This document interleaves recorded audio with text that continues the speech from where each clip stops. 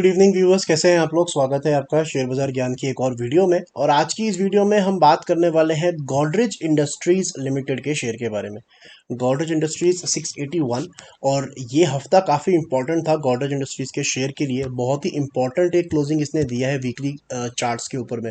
तो बहुत एक इंटरेस्टिंग एनालिसिस में आपके लिए इस वीडियो में लेके आया हूँ। और जो लोग इसमें इन्वेस्ट करके बैठे हुए हैं, आई थिंक अभी भी बहुत ऊपर जाना है इस शेयर को। Why do I say that, क्या रीजंस उसके पीछे आपको मैं आगे बताऊंगा। अगर आप लोग चैनल पे नए हो तो आप चैनल को प्लीज़ सब्सक्राइब कीजिए, ताकि रोज़ाना वाली जो वीडियोस हैं वो आपको लगातार मिलती रहे।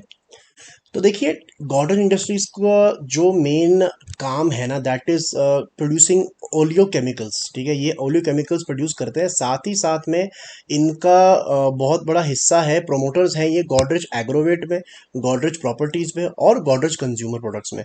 बेसिकली गोदरेज ग्रुप की ये एक होल्डिंग कंपनी है। होल्डिंग कंपनी का एक नुकसान हमेशा ये होता है कि होल्डिंग कंपनी को जितना वो वैल्यूएशन डिजर्व करते हैं वो कभी नहीं मिलता। ये हमेशा होल्डिंग कंपनी में डिस्काउंट जरूर लगता है स्टॉक मार्केट के अंदर में। ठीक है, अब जब हम गोदरेज इंडस्ट्रीज का चार्ट देखते हैं और खास तौर पे बड़ा करके चार्ट देखते हैं, तो एक चीज समझ में आती है कि एग्जैक्टली इन्हीं लेवल से गोदरेज इंडस्ट्रीज जो है 2017 में भी फिसला था। अब यहीं पे ना फर्क आ जाता है टेक्निकल एनालिसिस के अंदर में, कि टेक्निकल एनालिसिस यहाँ पे आके फेल हो जाती है। बिकॉज अगर आप चार्ट देखोगे, आप यही बोलोगे कि बॉस ठीक है, यहाँ पे एक बड़ा वीक आया लास्ट मंथ, और यहाँ पे एक बड़ी कैंडल बनाने के बाद में दोबारा से स्टॉक जो है नीचे की तरफ में फिसल रहा है। लेकिन यहीं पे आपको थोड़ा सा ना फंडामेंटल्स ऑफ वैल्यूएशंस की बात करनी पड़ती है। वो मैं क्यों कह रहा हूँ उसके बारे में आपको बताता हूँ मैं। तो देखिए, गोदरेज का इस टाइम पे जो 700 होना और 2017 में 700 होना दो अलग चीज़ें हैं। वो कैसे? तो देखिए, नॉर्मली गोदरेज इंडस्ट्रीज को जो वैल्यूएशन मिलती है, जब मैं वैल्यूएशन की बात कर रहा हूँ, मैं प्राइस टू अर्निंग रेशो की बात कर रहा हूँ। वैल्यूएशन नापने के बहुत सारे तरीके होते हैं, price to earning ratio is just one of them. ठीक है, तो अगर हम देखेंगे तो इस टाइम पे 40 का पी मल्टीपल पिछले 10 साल से इसको मिलता है एवरेज। ठीक है, इस टाइम पे जो गोदरेज इंडस्ट्री का प्राइस टू अर्निंग मल्टीपल चल रहा है, स्टॉक पी चल रहा है, वो लगभग 26 का चल रहा है। यानी कि वहां से ऑलमोस्ट 40% नीचे, जहां पे एवरेज चलता है। अब 2017 के अंदर में जब ये 700 रुपये के ऊपर में था, 700 का लेवल से टच किया था, उस टाइम पे अगर आप इसका प्राइस टू अर्निंग रेशो देखोगे ना, तो you will find the real difference. तो 2017 का प्राइस टू अर्निंग रेशो है यहाँ पे 94। 94 was the price to earning ratio in 2017।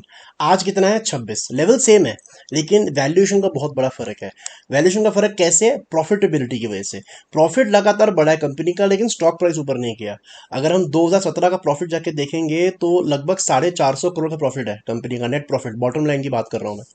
आज के डेट में पिछले 12 महीने का जो बॉटम लाइन है वो 1400 करोड़ है। राइट, लेकिन 2017 में भी जो है स्टॉक 700 का था, आज भी 700 का है। यही फर्क होता है वैल्यूएशंस का। इसीलिए technical analysis is one of the ways to find out if there is a breakout और नॉट, लेकिन it is not the only way. इसीलिए हमेशा मैं हर वीडियो के अंदर में वैल्यूएशन के साथ मिक्स करके टेक्निकल एनालिसिस आपको करके दिखाता हूँ, because that is very important. Simple भाषा में समझने वाली बात इतनी सी है कि 2017 में at the levels of 700 Godrej industries महंगा था, और इसीलिए आपको ये वन वे गिरावट वहां से देखने के लिए मिलती है। ठीक है, आज की डेट में 2023 के अंदर में 700 रुपये पे ये शेयर महंगा नहीं है, सस्ता है, अभी भी सस्ता है। That's why you are still, I am still saying कि ये ऊपर और जाएगा यहाँ से। बात करेंगे इसके इस हफ्ते की क्लोजिंग की, तो जो मैंने वीडियो की स्टार्टिंग में बताया कि बहुत अच्छी क्लोजिंग दी है, उसके अंदर में क्या इंपॉर्टेंट है। तो देखिए, प्राइस एक्शन समझना आपको बहुत इंपॉर्टेंट है। ठीक है, अगर मैं प्राइस एक्शन की बात करूं तो सिर्फ यहाँ से यहाँ तक की बात करेंगे। ठीक है, ये वीकली चार्ट है, तो एक कैंडल एक हफ्ते को रिप्रेजेंट करती है। तो सितंबर एंड अक्टूबर के महीने में इसने ये बड़ा कैंडल बनाया, जब ये स्टॉक 26% भागा, 26% भागा एक ही हफ्ते के अंदर में।